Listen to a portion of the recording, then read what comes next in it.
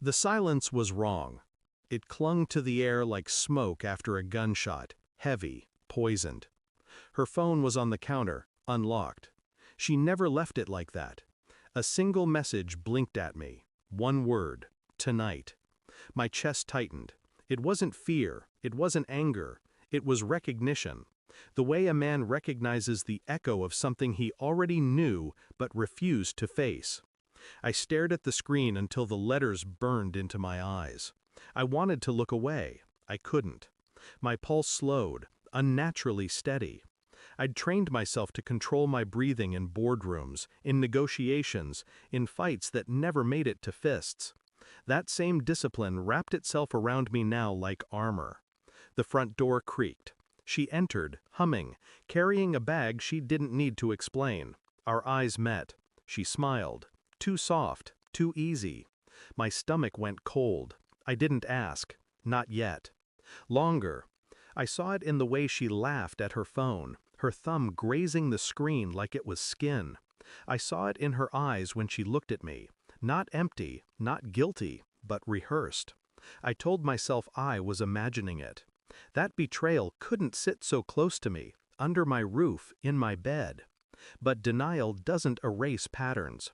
She showered at odd hours. She guarded her purse like a vault. She spoke with a lightness that wasn't meant for me anymore. The final crack came one night when I woke to an empty bed. She whispered in the kitchen, low and careful. I stayed in the dark, listening, memorizing the cadence of a voice I no longer recognized. She wasn't arguing, she was planning. And I understood, with a calm that frightened me more than rage ever could.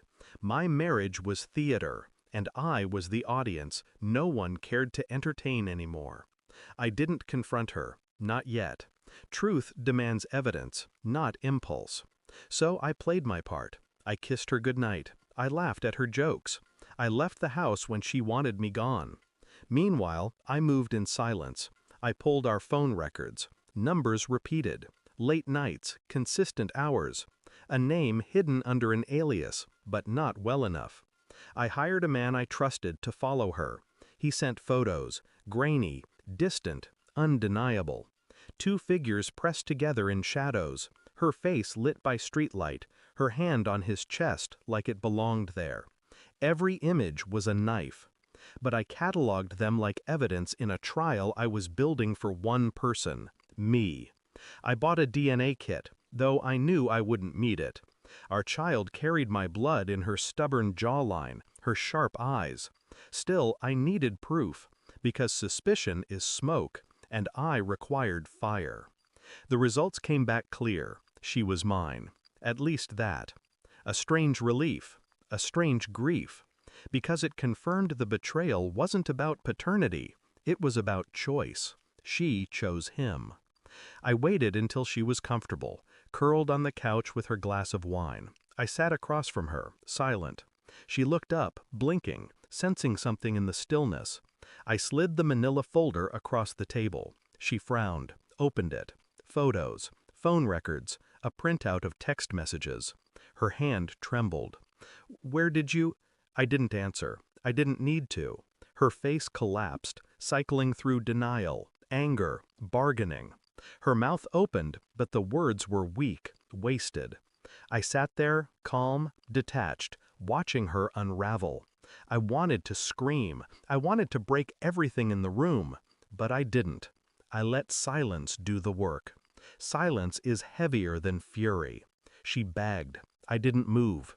I leaned forward finally. My voice was flat. I knew months ago. Her eyes widened. She thought she had fooled me. She thought her secret life was still secret. I stood, slow, deliberate, and placed the house keys on the table. "You don't live here anymore." Her lips parted, desperate, searching for a foothold. I gave her none. Revenge didn't require shouting. It required clarity. The life she thought she controlled slipped through her fingers in silence, in finality. I walked away without looking back. The sound of her crying followed me like a ghost, but I didn't stop.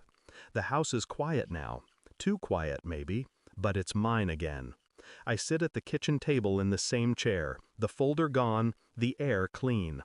I should feel grief. I should feel rage.